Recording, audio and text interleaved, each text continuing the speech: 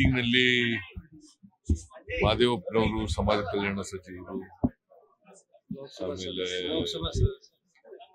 ಲೋಕಸಭಾ ಇವರು ರಾಜಣ್ಣವರು ಭಾಗವಹಿಸಿದ್ರು. ಆಮೇಲೆ SC/ST ಕಮಿಟಿ ನರೇಂದ್ರ ಸ್ವಾಮಿ, ತುಕಾರಾಮ್ ಲೋಕಸಭಾ ಸದಸ್ಯರು, ಬಹಳ ಜನ MLA ಇವನು leader of the opposition Chaluvadi Narayana ಎಲ್ಲ MLA ಭಾಗವಹಿಸಿದ್ದಾರೆ. ಅನೇಕ ವಿಚಾರಗಳನ್ನ ಪ್ರಸ್ತಾಪ ಮಾಡಿದ್ದಾರೆ. ಅದಕ್ಕೆ ಬಹಳ ಮುಖ್ಯವಾಗಿ ಕನ್ವಿಕ್ಷನ್ ರೇಟು ಅದು 20ರಲ್ಲಿ 10% ಇತ್ತು, ಈಗ 7% ಬಂತು. ಅದಕ್ಕೆ ಅದನ್ನ ಕನಿಷ್ಠ 10%ಗಿಂತ ಹೆಚ್ಚಿರ್ಬೇಕು, ಅದು ಮಾಡಬೇಕು ಅಂತ ಹೇಳಿ, ಮತ್ತೆ ಅದಕ್ಕೋಸ್ಕರ ಪೊಲೀಸ್ನವರು ಮೀಟಿಂಗ್ ಮಾಡಬೇಕು, ಪ್ರಾಸಿಕ್ಯೂಷನ್ ಅವರು ಮೀಟಿಂಗ್ ಮಾಡಬೇಕು, ರಿವ್ಯೂ ಮೀಟಿಂಗ್ ಮಾಡಬೇಕು ಅಂತ ಹೇಳಿದ್ದೀನಿ. ಮತ್ತೆ ಡಿಸಿಗಳು 3 ತಿಂಗಳಿಗೆ ಒಂದ್ಸರಿ ಮೀಟಿಂಗ್ ಮಾಡಬೇಕು ಅಂತ ಹೇಳಿ, ತಪ್ಪದೇನೆ 3 ತಿಂಗಳಿಗೆ ಮೀಟಿಂಗ್ ಮಾಡಬೇಕು, ರಿವ್ಯೂ ಮಾಡಬೇಕು. ಎಲ್ಲಿ ಇದಿದಾವೆ ಅವು ಯಾವ ಅಧಿಕಾರಿಗಳು ವಿಳಂಬ ಮಾಡ್ತಾ ಇದ್ದಾರೆ ಅವ್ರ ಮೇಲೆ ಕ್ರಮ ತಗೋಬೇಕು ಹೇಳಿದ್ದೀನಿ. ಸೊ ಅನೇಕ ಜನ ನಮ್ಮ ಇವರು ರಿಸರ್ವೇಶನ್ ಬಗ್ಗೆ ಮತ್ತೆ ಬ್ಯಾಕ್ಲಾಗ್ ಬಗ್ಗೆ ಇವೆಲ್ಲ ಮಾತಾಡಿದ್ದಾರೆ. ಮತ್ತೆ ನಾನು ಚೀಫ್ ಸೆಕ್ರೆಟರಿ ಒಂದು ರಿವ್ಯೂ ಮೀಟಿಂಗ್ ಅನ್ನ ಮಾಡ್ತಾ ಇದ್ದೀವಿ ಬ್ಯಾಕ್ಲಾಗ್ ಬಗ್ಗೆ, ಮತ್ತೆ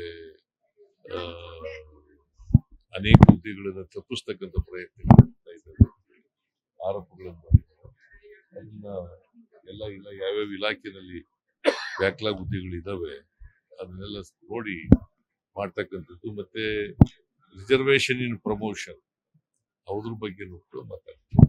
ಸರ್ ಇಡಿ ಅವರು ಸಮನ್ಸ್ಗೆ ನೋಟಿಸ್ಗೆ ಇಡಿ ಸಮನ್ಸ್ಗೆ ಹೈಕೋರ್ಟ್ ಹಾಲೆ ಜಿಂಪಾಗ್ಬಿಟ್ಟಿಲ್ಲ,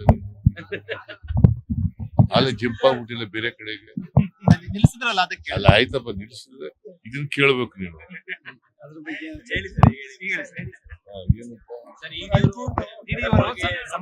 ನೋಟಿಸ್ ಕೊಟ್ಟಿದ್ರು, ಅದು ಸ್ಟೇ ಆಗಿದೆ, ಕೋರ್ಟ್ ನಲ್ಲಿ ಸ್ಟೇ ಆಗಿದೆ.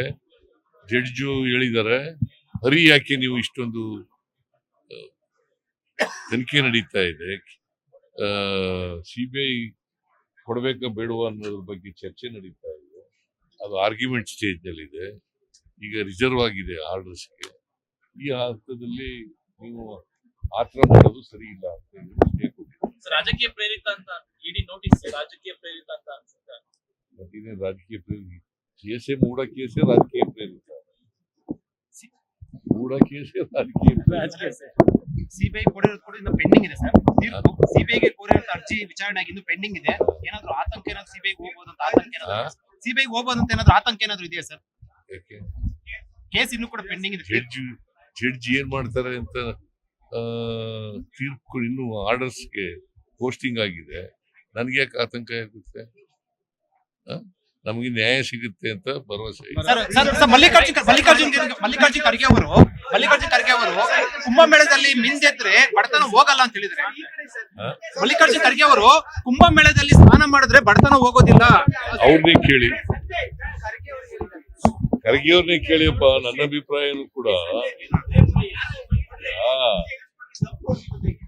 ನಾವು ಸಂಪ್ರದಾಯ ಇದು ಅಷ್ಟೇ. ಕುಂಭಮೇಳದಲ್ಲಿ ಸ್ನಾನ ಮಾಡೋದು, ಗಂಗೆನಲ್ಲಿ ಸ್ನಾನ ಮಾಡಿದ್ರೆ ಪಾಪ ಪರಿಹಾರಗಳಾಗ್ತವೆ ಅಂತ ಇದಿದೆ.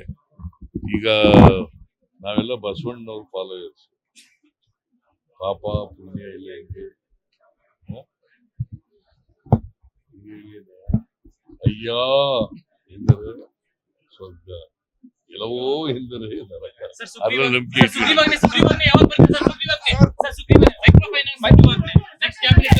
ಕ್ಯಾಬಿನೆಟ್ ಚರ್ಚೆ